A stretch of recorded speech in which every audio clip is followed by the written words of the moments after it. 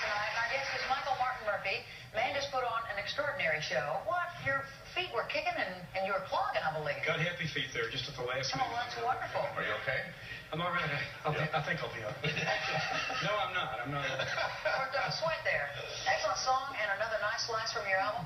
Thank you. Some great stuff on there. This is a fascinating album in that you dedicated to the Outlaws. Well, I didn't think you'd ever do that. It's not really dedicated to the Outlaws. It gets into the subject matter of gunfighters and outlaws, and that took several years to research. So I didn't do that as the first Cowboy album. I got into it later on. All right. Now, what did you find out about these guys? And first of all, how were you able to distinguish fact from fiction in organizing the songs and material? I think a large part of it was going to the actual locations, and you discover things when you go there that you would not have ever figured out if you'd just gone to a library. For example, I went to Tombstone, and I came to the conclusion down there that Wyatt Earp could never have worn clothes like this in Tombstone, Charlie. Was this too hot? No, I think actually they only wore this for Old West photographers. It was too hot down there. Oh. They actually went to the Banana Republic or the Ralph Lauren store. Wore little polo shirts. Yeah, they wore polo shirts during their time off, you understand. But it just doesn't fly in Hollywood to have Kevin Costner wearing a safari outfit and a pith helmet. Yeah, I know. But the thing is, you went back and did all this research, and something you brought up that I found fascinating was gun control.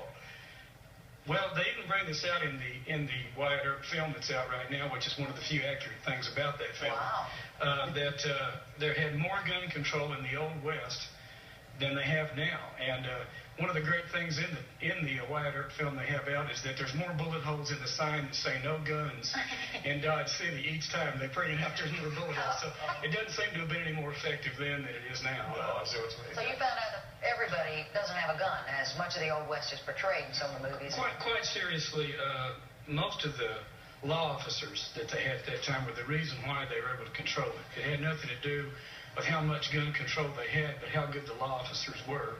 And there were some steely-eyed, real lawmen. Most of them didn't get the credit they deserved. As they go, Wyatt Earp was really kind of a scoundrel, really. But Bat Masterson, some of the other people you didn't hear about as much, Jeff Milton, Bill Tillman, who brought in the Dalton Gang, these were men that were unafraid to go in by themselves and clean up a town all by themselves if necessary, and they did quite often. Wow. Did cowboys wear guns all the time? Actually, the gunfighters did, and the lawmen, of course, were armed. But most cowboys weren't allowed to wear guns on the ranches they worked on because the owners themselves feared the cowboys would get out of hand. So sometimes they had rifles on the wagon. Yeah. But other than that, they did have the Ralph Lauren clothes there on the old show. Sure, I understand. Because it was awful hot there out there in New Mexico. Get away from the Ralph Lauren. You've got some kind of endorsement going here. Yeah, I know. Well, listen, we have some footage of a remarkable event you do called Westfest.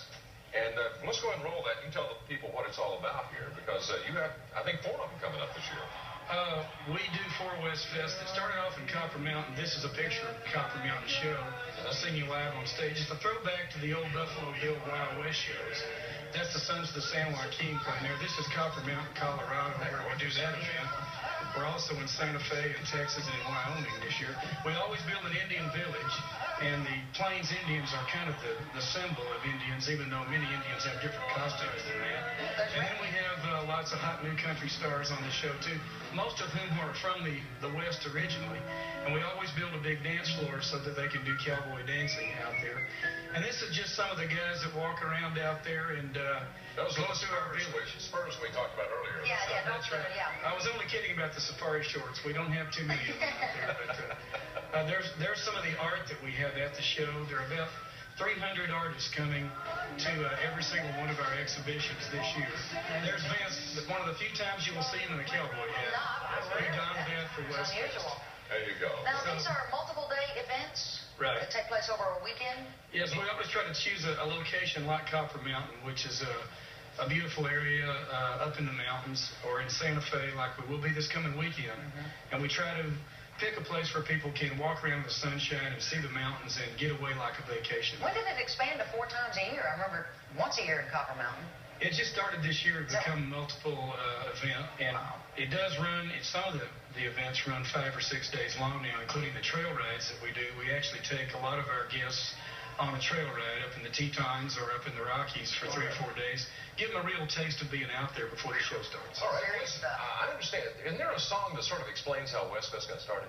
Is it the Cowboy Logic thing? Well, you know, it did start that way. Cowboys think a little bit different, and Well, how they got started? We have an 800 number where I think we have an 800 number where people can call for information about Westfest. Right. We'll put that on the screen, and you can tell us how this all got started.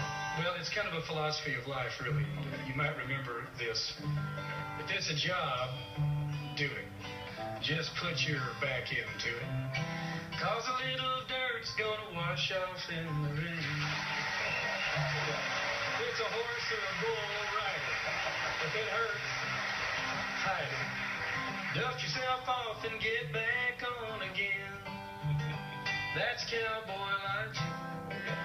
Every cowboy's got it. And he's got a simple solution for just about anything. You see, an old cowboy and a young buckaroo, they were out working. They was riding fence. So the old man thought he'd test the kid on his working skills and his common sense. He said, "Son, if you seen 3 men riding in the front of a pickup dressed alike from boot to hat, could you tell which one was the real cowboy just from where they sat?" Well, the kid, he scratched his head a while and said, "Heck, old man, there ain't no way to know." The old man said, "Son, on this outfit, you got a long, long way to go. You see, the real cowboy is the one in the middle, son, and he ain't just there by fate. Because first of all, if he sits in the middle, he don't have to drive. Right. Second, if he sits in the middle long enough, he could get to be the governor of Arkansas." That's a new part. Yeah. And? Think of the cattle deals you could get into then. But more important, if he sits in the middle, he don't have to get out and mess with the gate. Hey. There you go. All right. So, Cowboy Logic from Martin Murphey. We'll be back a little bit later on in the show.